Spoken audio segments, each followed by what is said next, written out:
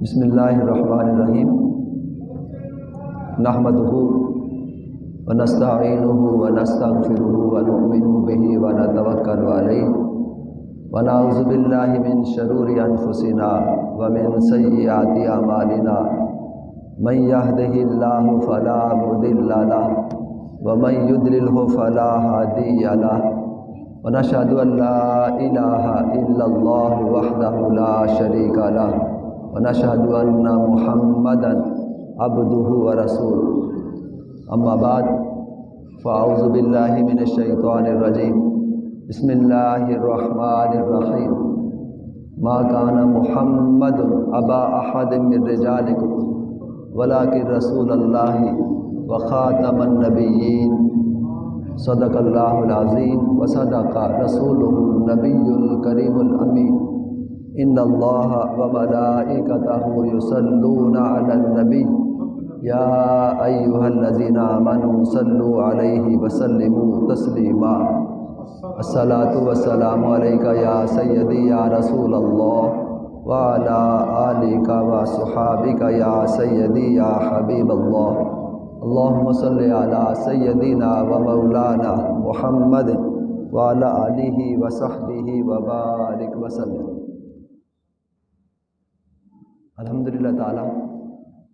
اللہ رب العزت کا ہم جتنا بھی شکر بجا لائیں اتنا ہی کم ہے کہ جس نے حسب سابق ہمیں آج کے اس جمعۃ المبارک کے اجتماع میں حاضری کی توفیق عطا فرمائی۔ جیسا کہ آپ کے علم ہے کہ سپریم کورٹ آف پاکستان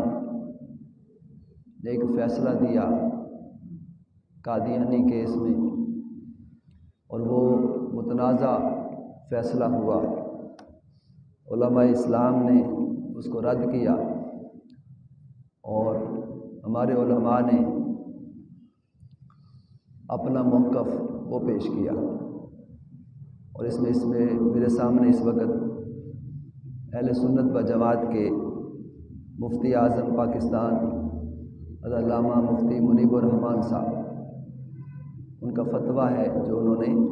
جاری کیا ہے، اپنا موقف ہے جس کی ہم پرزور انداز میں حمایت کا اعلان کرتے ہیں، اس کو سیکنڈ کرتے ہیں اور مطالبہ کرتے ہیں چیف جسٹس آف پاکستان محترم قاضی عیسیٰ فائز عیسیٰ صاحب سے کہ وہ اپنے فیصلے پر نظر ثانی کریں۔ یہ جو ہمارا موقف ہے جو قرآن و حدیث پر مبنی ہے، دلائل پر مبنی ہے، قوانین کے انعقاد پر مبنی ہے، تو وہ ہم آپ کے سامنے رکھ دیتے ہیں، عوام کے سامنے رکھ دیتے ہیں، اور اس میں پر تمام امت مسلمہ اور علماء اسلام وہ متفق ہیں کہ ہمارے جو تحفظات ہیں، خدشات ہیں، ان کو دور کیا جائے، اور یہی مطالبہ ہے۔ آج بھی ہم بھی آخر میں ہاتھ کھڑے کر کر تو اس کے حق میں فیصلہ دیں گے، تاکہ اصل جو مسئلہ ہے جو کہ صرف ہمارے ایمان کا یہ مسئلہ نہیں ہے، تحفظ ختم نبوت ہمارے دین کا مسئلہ نہیں ہے، یہ تو قرآن کا فیصلہ ہے، اور ہمارا دین اور ایمان قرآن اور حدیث پر مشتمل ہے، خود اللہ کا فیصلہ ہے، اللہ کے رسول کا فیصلہ ہے، جس کی تائید وہ علماء کرام کر رہے ہیں۔ تو چیف جسٹس قاضی فائز عیسیٰ صاحب نے اپنے فیصلے میں قرآن کریم کی چند آیات مبارکہ کا حوالہ دیا ہے۔ ان کی اس مقدمے سے کوئی مناسبت نہیں ہے۔ ایک بات تو یہ ہے، انہوں نے اس میں لکھا ہے کہ ان کا زور یہ ثابت کرنے پر تھا کہ قرآن پاک کی بے حرمتی کی گئی ہے اور اللہ کے آخری رسول صلی اللہ علیہ وسلم کی توہین کی گئی ہے۔ انہیں سورۃ الحجر 9 پر غور کرنا چاہیے، آیت نمبر 9 پر، اور وہ آیت ہے اِنَّا نَحْنُ نَزَّلْنَا الذِّكْرَ وَإِنَّا لَهُ لَحَافِظُونَ، بے شک یہ قرآن ہم ہی نے اتارا ہے اور یقیناً ہم ہی اس کے محافظ ہیں۔ اس سے یہ تاثر پیدا ہوتا ہے کہ قرآن کی حرمت یہ اللہ جانے اور اللہ کا نبی جانے۔ یہ جو فیصلے میں یہ آیت مبارکہ لکھی گئی ہے اس پر تحفظات اور ہمارے خدشات ہیں۔ یہ لکھ کر یہ باور کروانے کی کوشش کی گئی ہے۔ اس کا مطلب یہ ہوا کہ لوگوں کا یہ کام نہیں ہے کہ قرآن پاک کی بے حرمتی ہوتی رہے، اس کا تحفظ کوئی نہ کرے، غلط اس کو چھاپا جائے اور غلط عقائد اس میں تحریف کی جائے اور اس کا نام قرآن رکھ کر تو کوئی بھی اس کو چھاپ سکتا ہے، اس پر کوئی لوگ کھڑے نہ ہوں، اللہ جانے اور اس کا کام جانے۔ یہ کیا بات ہے؟ اس کا تعلق اس آیت کا یہاں پر نہیں ہے۔ یہ تو ایسا ہی نظریہ ہے کہ جب حضرت موسیٰ علیہ السلام نے بنی اسرائیل کو ارض مقدس میں داخل ہونے کے لیے کہا، بنی اسرائیل والوں نے، قرآن پاک نے کہا قالوا یا موسیٰ انا لن ندخلها ابدا ما داموا فیها فاذهب انت وربک فقاتلا انا هاہنا قاعدون، کہ موسیٰ بے شک ہم ہرگز کبھی بھی اس زمین میں داخل نہیں ہوں گے جب تک کہ وہ جبارین یعنی اس بستی میں موجود ہیں، سو آپ اور آپ کا رب جائیں اور دونوں ان سے جنگ کریں۔ یہ بنی اسرائیل والوں نے کہا تھا حضرت موسیٰ علیہ السلام کے دور میں۔ تو بے شک ہم تو یہاں بیٹھے ہوئے ہیں۔ یہ سورہ المائدہ کی ورس نمبر 24 ہے۔ تو چیف جسٹس صاحب نے پھر سورہ النحل کی جو آیت نمبر 44 ہے اور سورہ یونس کی آیت نمبر 24 اس کا بھی حوالہ دیا ہے، اور ان دونوں آیات کا بھی نفس مسئلہ سے اور اس مقدمے سے کوئی تعلق نہیں ہے۔ اب ہمارے اس میں بھی تحفظات ہیں کہ کیا ایک اسلامی ملک میں قرآن کریم کی بے حرمتی ہوتی رہے اور ناموس رسالت کو پامال کیا جاتا رہے، ہم الگ تھلگ ہو کر بیٹھ جائیں؟ تو کیا یہ اللہ تعالیٰ کی سنت ہے کہ وہ اپنے اہل ایمان بندوں سے کام لیتا ہے؟ اللہ کی سنت یہ کہ خود وہ اتر کر نہیں آتا، قرآن کا تحفظ اللہ ہی نے کرنا ہے، لیکن اپنے بندوں کے ذریعے کرنا ہے۔ کیسے؟ اب اللہ تعالیٰ نے حفاظ پیدا کر دیے، قراء پیدا کر دیے، سینوں میں منتقل کر دیا کہ قرآن پاک سینوں سے نہیں نکالا جائے گا۔ وہ جو 1400 سال پہلے قرآن پاک جس طرح نازل ہوا تھا اسی طرح آج بھی ہے اور قیامت تک رہے گا۔ اس کا تحفظ اللہ پاک نے اس طرح سے کیا ہے کہ نعوذ باللہ اگر اس کو طلب بھی کر دیا جائے پھر بھی اللہ تعالیٰ نے سینوں میں محفوظ کر دیا۔ علماء پیدا کر دیے، العلماء ورثۃ الانبیاء، انبیاء کا وارث بنا دیا، تو وہ اس کے لیے اس کا تحفظ کر رہے ہیں۔ تو یہ اصل اس کا مطلب ہے۔ اور دوسری آیہ مبارکہ جس کا حوالہ دیا گیا ہے اس میں اللہ تعالیٰ نے ارشاد فرمایا کہ لا اکراہ فی الدین قد تبین الرشد من الغی، کہ دین قبول کرنے میں کوئی جبر نہیں ہے، بے شک ہدایت و گمراہی کے درمیان فرق واضح کیا گیا ہے۔ تو چیف جسٹس صاحب نے اپنی جو تبصرہ کرتے ہوئے اپنے فیصلے میں یہ قرآن پاک کی آیت کوٹ کی ہے۔ تو کیا اس آیت کا کوئی سیاق و سباق ہے؟ یہاں لکھنے کا اس کا مقصد کیا ہے؟ عدالت کے سامنے کوئی ایسا مقدمہ نہیں تھا کہ کوئی فریاد رس استدعا لے کر آیا ہو کہ مجھے گن پوائنٹ پر کلمہ پڑھنے پر مجبور کیا جائے، اس لیے اس آیہ مبارکہ کا صورت مسئلہ پر اطلاق ہی نہیں ہوتا۔ مسئلہ تو پرانا چلا آ رہا ہے، قادیانی نے اپنے نام کے اوپر مرزا بشیر احمد قادیانی، تو قرآن پاک کا اس کا نام رکھ کر اپنی تفسیر صغیر اس کو چھاپ رہا تھا، اس کا مقدمہ درج ہوا، اس پر پابندی لگ گئی، اس کو سزا ہوئی اور آپ نے اس کی ضمانت منظور کر لی، اور اس میں آپ نے یہ قرآن پاک کی آیات کوٹ کر رہے ہیں۔ اب اس کا تعلق کیا بنتا ہے ان آیات کا اس مسئلے کے ساتھ کہ جبر کیا ہے؟ کوئی گن پوائنٹ پر کسی کو کلمہ پڑھایا گیا ہے، اس میں کون سی ایسی جبر کی بات کی گئی ہے؟ اس کا تو کوئی ریفرنس ہی نہیں، کوئی تعلق ہی نہیں بنتا۔ اور پھر یہ بھی ہے کہ مؤثر بماضی اس کا اطلاق کا مسئلہ، تو عدالت نے جو ایک ایکٹ ہے دا پنجاب ہولی قرآن پرنٹنگ اینڈ ریکارڈنگ امینڈمنٹ جو ایکٹ ہے 2021 کا، اس کا سہارا لے کر یہ بھی کہا ہے کہ یہ جرم یعنی جو اوفینس ہے یہ اس کا ارتکاب 2019 میں ہوا ہے، جو خاص بات ہے جس کو بیس بنایا گیا ہے، جبکہ مندرجہ بالا جو ایکٹ ہے وہ 2021 میں پنجاب اسمبلی سے پاس ہوا ہے، تو لہذا اس مؤثر بماضی اطلاق اس پر نہیں ہو سکتا۔ تو یہ پلی لی گئی ہے، اس کا بھی جواب ہمارے مفتی اعظم پاکستان نے دیا ہے، جس کی ہم تائید کر رہے ہیں، اور عوام پاکستان تائید کر رہے ہیں، تمام مسلمان اس بات کی تائید کر رہے ہیں کہ بھی دانستہ طور پر ایک خلط مبس میں ڈالا گیا ہے، جب کہ یہ بات اتھینٹک ہے۔ اصل جو ایکٹ ہے 2011، تو جو پنجاب ہولی قرآن پرنٹنگ ریکارڈنگ ایکٹ 2011، وہ اس سے پہلے بھی موجود تھا، اور اس کی دفعہ نمبر 9 میں لکھا ہوا ہے، جو کہ آن دی ریکارڈ ہے۔ کیا لکھا ہے کہ جو تابع ہے اور ناشر ہے، یہ کسی ریکارڈنگ کمپنی کا مالک جو اس ایکٹ میں سے کسی دفعہ یا اس کے تحت بنائے گئے قانون کی خلاف ورزی کرتا ہے، وہ شخص جس کی آواز میں ریکارڈنگ تیار کی گئی ہے، یا وہ شخص جس نے سیکشن 5 کے ذیلی سیکشن کے تحت تصدیق کی ہے، وہ نمونے کی کاپی یا قرآن پاک کی ریکارڈنگ جو کہ اس ایکٹ کی دفعات کے ساتھ مطابقت نہیں رکھتی، 3 سال تک سزا ہوگی۔ کہ کوئی اپنے طور پر ایسے ہی غیر مسلم اپنی کتاب کا نام قرآن رکھ لے، اپنے آپ کو مسلمان ظاہر کرے حالانکہ وہ غیر مسلم ہو، اس کی سزا ہے 3 سال سزا ہے۔ یہ جرمانہ ہوگا جو 20,000 سے کم نہ ہو۔ تو دونوں کی سزا حکومت سیکشن کے تحت کسی ایسے تابع یعنی پرنٹر یا ریکارڈنگ کمپنی کی رجسٹریشن وہ منسوخ بھی ہو سکتی ہے جو ذیلی سیکشن 1 کے تحت کسی جرم کا مرتکب ہوتا ہے۔ اس کی روشنی میں اگر ہم جائزہ لیں تو 2021 کے ایکٹ نمبر 13 کی دفعہ میں ترمیمی جو ایکٹ ہے 13،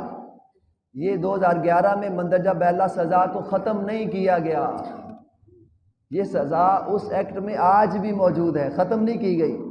بلکہ اس میں اضافہ کیا گیا ہے۔ وہ تو ایکٹ اس میں اضافہ کر رہا ہے اور آپ سزا کو معطل کر رہے ہیں، مگر 2019 میں جرم کے وقوع کے وقت 2011 کا اصل جو قانون ہے وہ مؤثر بعمل تھا، 2021 میں محض سزا میں اضافہ کیا گیا ہے۔ وہ جو کا تو برقرار ہے، اس میں اضافہ کیا گیا سزا میں، جو یہ ہے کہ اسے 7 سال تک قید کی سزا دی جا سکتی ہے۔ پہلے 3 سال تھی، اب 7 سال کی سزا اضافہ کیا گیا، مگر بصورت 3 سال سے وہ کم نہیں ہوگی، تو کم از کم 3 سال، زیادہ سے زیادہ 7 سال یہ جرمانہ کیا جا سکے گا، جو 1 لاکھ روپے سے کم نہیں ہوگا۔ اس میں اضافہ کیا گیا سزا میں بھی، لہذا 3 سال کی سزا تو 2019 میں بھی مؤثر تھی، اور عالی مرتبہ جو جج صاحب کا 2021 کے ایکٹ میں مؤثر بماضی نہ ہونے کی ساری جو بحث ہے یہ بے معنی ہے، اس کا یہاں پر کوئی تعلق نہیں بنتا اس بحث کا۔ اور ایک جرم، ایک اوفینس جو عمل میں آتا ہے اور پھر وہ ختم ہو گیا، اور یہ ختم بھی نہیں ہوا معاملہ، یا تو ہے کہ معاملہ ختم ہو گیا ہو۔ مقدمے میں زیر بحث تفسیر صغیر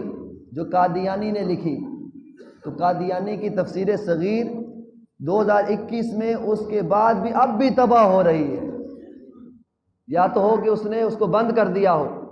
وہ آج بھی تباہ ہو رہی ہے، وہ شائع ہو رہی ہے اور تقسیم ہو رہی ہے۔ تو جرم جاری ہے، اور اس کے ماں بعد قانون کا اطلاق کیوں نہیں ہوگا کہ جرم جاری ہے، اب تو زیادہ سزا اس کو ہونی چاہیے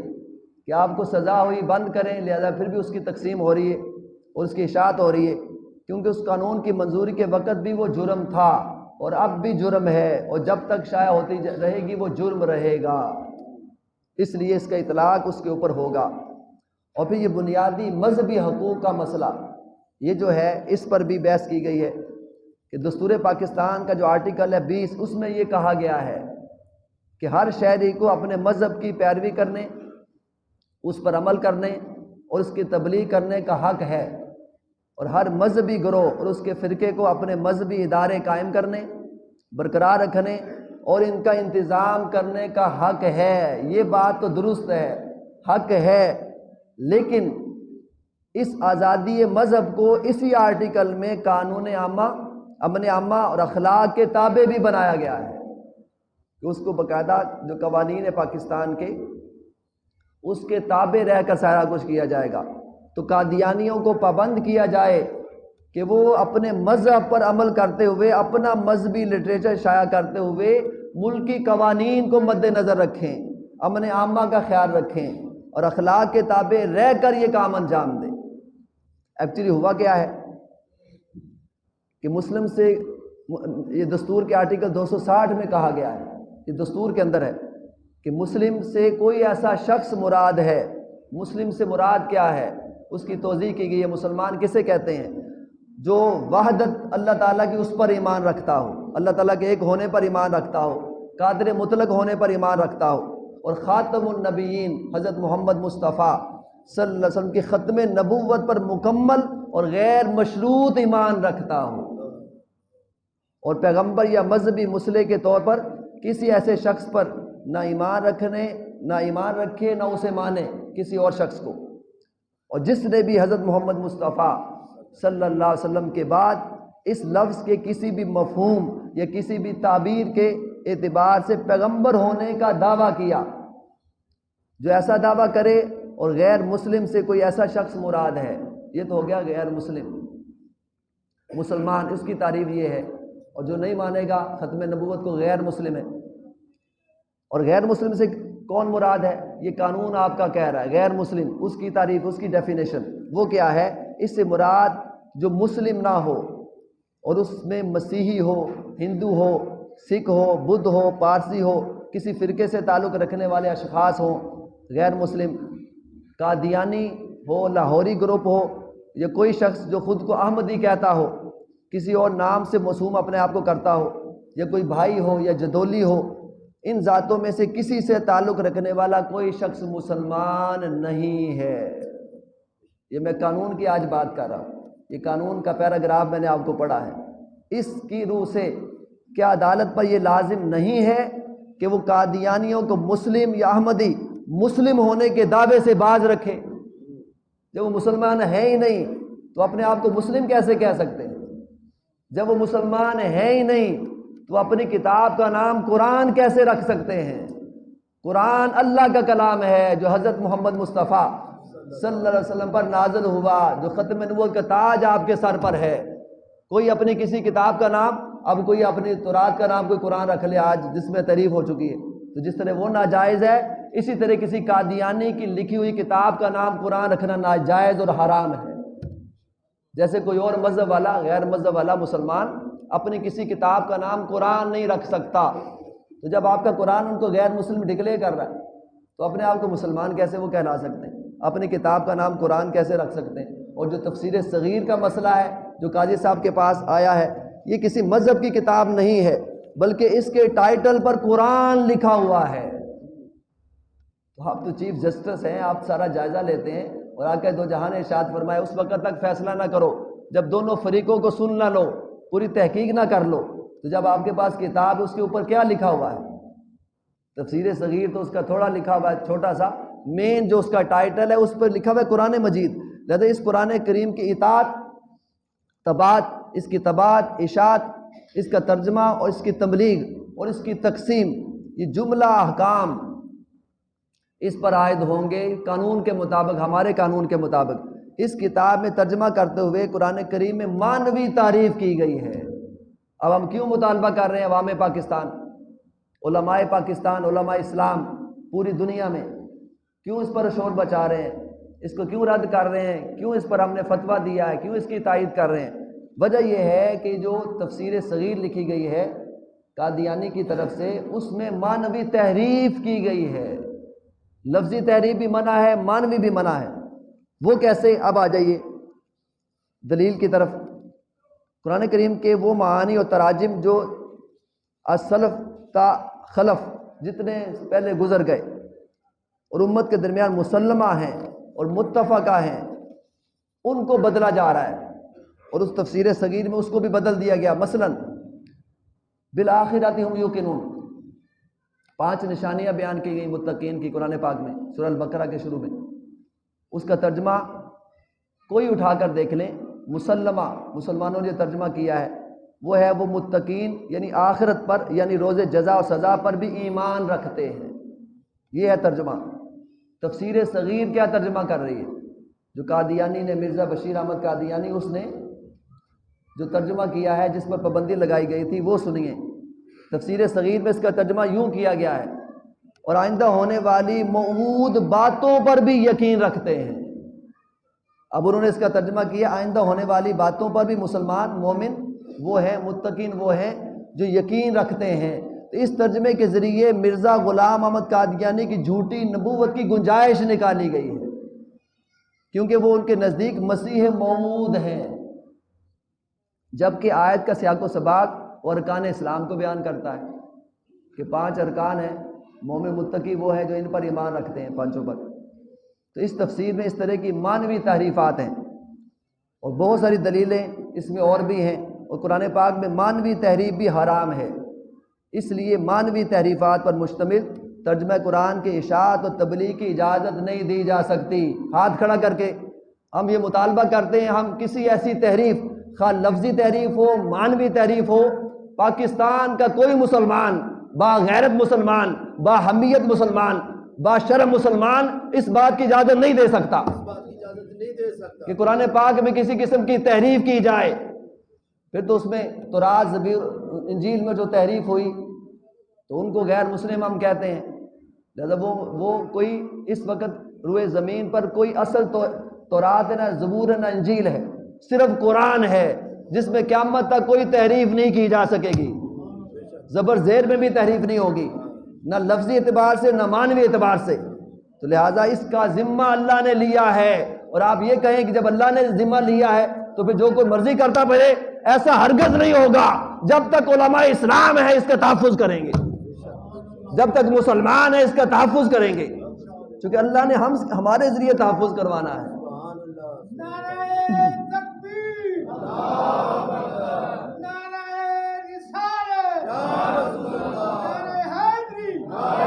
لہذا مفتی اعظم پاکستان زندہ باد، زندہ باد۔ لہذا چیف جسٹس پاکستان سے گزارش کی جاتی ہے کہ اپنا رویہ نرم دلی ان کے لیے نہ رکھیں، آپ مسلمان ہیں، قرآن کو ماننے والے ہیں، صاحب قرآن کو ماننے والے ہیں۔ بعض حضرات نے ہمیں سپریم کورٹ کی کارروائی تحریری شکل میں وہ پہنچائی ہے، اس کی روح سے چیف جسٹس کا جو رویہ ہے وہ بے انتہا اجلت کی وجہ سے، پتہ نہیں کس بات کی ان کو جلدی تھی، تو ان سے پنجاب گورنمنٹ کے وکیل اور مدعی کے وکیل نے 2 دن کی مہلت مانگی، تو وہ یہ مہلت دینے کے لیے تیار نہ ہوئے کہ اس کو مہلت دینی چاہیے، باقاعدہ اس پر ڈسکس کرے، آ کر دوسرا وکیل بھی دلائل پیش کرے، اور انہوں نے مدعی کے وکیل کو اپنا موقع پیش کرنے کا حق بھی نہیں دیا۔ انہوں نے دھمکیاں دیتے رہے، میں تمہارا لائسنس کینسل کر دوں گا، تم پر توہین عدالت کی فرد اور جرم عائد ہوگا، فرد جرم عائد ہوگی۔ اس طرح کون سی بات ہے؟ یہ تحفظ ختم نبوت کا معاملہ ہے، دوسرے فریق کو بھی سننا چاہیے، اور ان کو دھمکیاں دی جا رہی ہیں۔ یہ رویہ سپریم کورٹ کے جج یا چیف جسٹس کے منصب کے شایان شان نہیں، اور جج کا کام دھمکیاں دینا نہیں ہوتا، مقدمے کے تمام فریقوں کو اپنا موقف پورے دلائل کے ساتھ پیش کرنے کا حق دینا ہے، ورنہ انصاف کے تقاضے پورے نہیں ہوتے۔ میں نے حدیث پاک کوٹ کی، آقا دو جہاں نے ارشاد فرمایا تمہارے پاس جو بھی معاملہ آیا دونوں فریقوں کو سنو، اور سن کر دلائل اس کے بعد پھر اس کے نتیجے پر پہنچو۔ انہوں نے یہ بھی کہا یہ ریاست کا کیس ہے، یہ ورڈنگ ہے چیف جسٹس صاحب کی، اس کا مطلب کیا ہے کہ قرآن کریم اور ناموس رسالت کی توہین ہوتی رہے پھر، اور عام مسلمانوں کو ایسے مقدمات دائر کرنے اور ان میں فریق بننے کا کوئی حق نہیں ہے۔ جب تک تمام قانونی راستے بند کر دیے جاتے ہیں تو پھر لوگ قانون کو اپنے ہاتھ میں لیتے ہیں، اور آپ محافظ ہیں قانون کے، اور اس وقت سب سے بڑا قانون اس کا تحفظ کرنا آپ کی بھی ذمہ داری ہے بطور مسلمان کے، تحفظ ختم نبوت کے۔ اس سے پھر انارکی پھیلتی ہے، لا قانونیت پھیلتی ہے۔ ہم مسلمانان پاکستان کسی بھی صورت میں اسلام کی جو نوامیس ہیں، وہ نوامیس مقدسہ ہیں، اس کے تحفظ سے دستبردار نہیں ہو سکتے۔ اب وہ نوامیس کون سی ہیں؟ اس میں ناموس رسالت ہے، سب سے پہلی بات، سب سے پہلے ناموس الوہیت، اللہ تعالیٰ کی توہین کوئی برداشت نہیں کرے گا۔ ناموس رسالت، حضور نبی کریم کی توہین کوئی برداشت نہیں کرے گا۔ ناموس قرآن، قرآن کی توہین کوئی برداشت نہیں کرے گا۔ ناموس حدیث، کسی حدیث کی حرمت، یہ سب کے لیے عزت کرنا، احترام کرنا، اس کو ماننا ضروری ہے، اس کی بے حرمتی کوئی برداشت نہیں کرے گا۔ لہٰذا جناب چیف جسٹس کو اپنے رویے پر نظر ثانی کرتے ہوئے امتناع قادین آرڈیننس جو موجود ہے اور ملکی قانون ہے، تو سپریم کورٹ آف پاکستان کے جو 5 جج صاحبان ہیں انہوں نے 1993 کا فیصلہ وہ موجود ہے، اور 2 رکنی بینچ کا فیصلہ بھی موجود ہے، لارجر بینچ کا بھی موجود ہے، تو اس کو نہ بدلا جائے۔ تو جو فیصلے پہلے ہو چکے ہیں، لہذا سپریم کورٹ کو اس روایت کو برقرار رکھنا چاہیے لہٰذا ہم آخر میں یہ گزارش کریں گے چیف جسٹس صاحب سے کہ آپ اس پر نظر ثانی کریں، علماء کو اپنے پاس بلائیں، چند نوٹس بھی پتہ چلا ہے کہ آپ نے بلایا ہے، لہذا ان کو غور سے سنیں اور جائزہ لیں، جو حقیقت پر مبنی ہے تو اپنی رائے کو واپس لیں، اور اس جو فیصلہ پہلے ہو چکا ہے اس کو سزا دینے کا قادیانی کو اس کو برقرار رکھا جائے، اور کسی قسم کے لیے اس کے لیے نرم گوشہ پیدا نہ کیا جائے، چونکہ نہ تو قرآن ایسا کرتا ہے اور نہ ہی ہمارا ایمان ایسا کرتا ہے۔ حضرت سیدنا صدیق اکبر رضی اللہ تعالیٰ عنہ، انہوں نے جس نے توہین رسالت کی تھی اس کے خلاف لشکر کشی کی، جس نے جھوٹی نبوت کا دعویٰ کیا اس کے خلاف، مسلمہ کذاب کے خلاف جنگ کے لیے لشکر روانہ کیا اور اس کو مارا گیا، اس میں ہمارے بہت سارے حفاظ بھی شہید ہوئے، یہ ان کی سنت ہے۔ تو لہٰذا آپ کو چاہیے کہ جو قرآن و حدیث کا فیصلہ اس پر چلیں، اور جو مرزا قادیانی نہ صرف وہ غیر مسلم ہے بلکہ دائرہ اسلام سے نہ صرف خارج ہے، آپ کا تو قانون کہہ رہا ہے 1973 کا، 1973 کے آئین پاکستان، اس میں یہ شک موجود ہے کہ جو قادیانی غیر مسلم ہیں، دائرہ اسلام سے خارج ہیں، اور وہ ان کا اسلام کے ساتھ کوئی تعلق نہیں ہے۔ تو جب یہ بات واضح طور پر ہے تو پھر ان کے لیے نرم گوشہ پیدا کرنا اور ان کو باقاعدہ ضمانت دینا، اور ان کا قرآن، ان کے نام مسلمان غیر مسلم ہو کر انہوں نے اپنے نام قرآن رکھ لیا، اور پھر یہ کہنا کہ اس پر قرآن اللہ تعالیٰ تحفظ کرے گا، اور اس میں کوئی اکراہ نہیں ہے، کوئی جبر نہیں ہے، اور ایسی آیتیں جو کہ اس سے تعلق نہیں رکھتی ایسی کوٹ کرنا، تو یہ بھی میں سمجھتا ہوں کہ اصل مسلمان اور کامل مسلمان ہونے کی نشانی نہیں ہے۔ اللہ تعالیٰ ہم سب کو عمل کرنے کی توفیق عطا فرمائے، اور ہمیں اصل مسلمان بننے کی توفیق عطا فرمائے، با عمل اور با کردار مسلمان بننے کی توفیق عطا فرمائے، اور ایسے فیصلے کرنے کی توفیق عطا فرمائے جس سے اسلام روشن ہو، اسلام بدنام نہ ہو، حضور نبی کریم صلی اللہ علیہ وسلم کی محبت، آقا کا عشق، آقا کی غلامی عطا فرمائے، اسی پر جینے، اسی پر مرنے کی توفیق عطا فرمائے۔ وما علینا الا البلاغ۔